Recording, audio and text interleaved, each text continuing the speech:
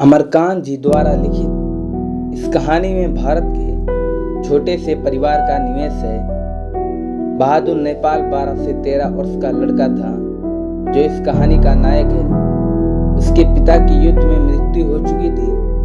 माँ की पिटाई से परेशान होकर वह घर से भागकर एक मध्यवर्गीय परिवार में नौकरी कर ली। बहादुर परिश्रम से घर का काम करता था, जिससे गृह स्वामिनी निर्मला बहुत खुश थी।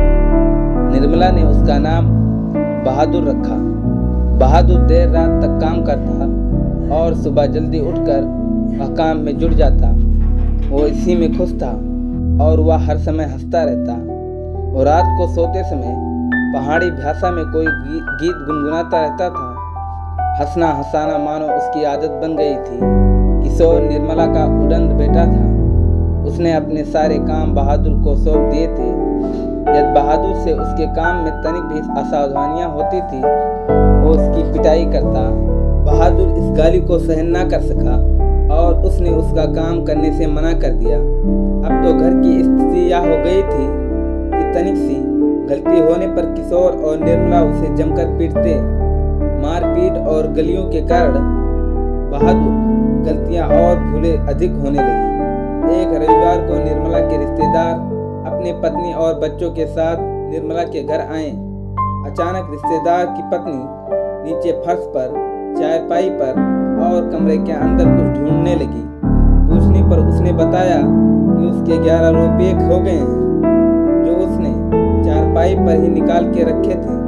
इसके बाद घर के सभी लोग बहादुर पर संदेह करने लगे। बहादुर ने रुपये उठा लेने से इनकार कर दिया।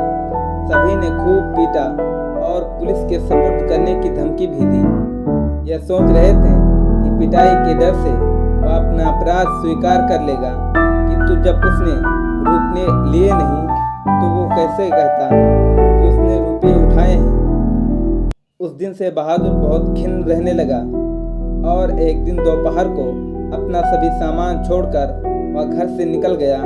बहादुर, उसके पति और किशोर को उसकी ईमानदारी पर विश्वास हो गया था। उन्होंने सोचा कि रिश्तेदारों के रुपये भी उसने नहीं चुराए थे। घर के सभी सदस्य पश्चाताप करने लगे, लेकिन अब तो बहादुर चला गया था।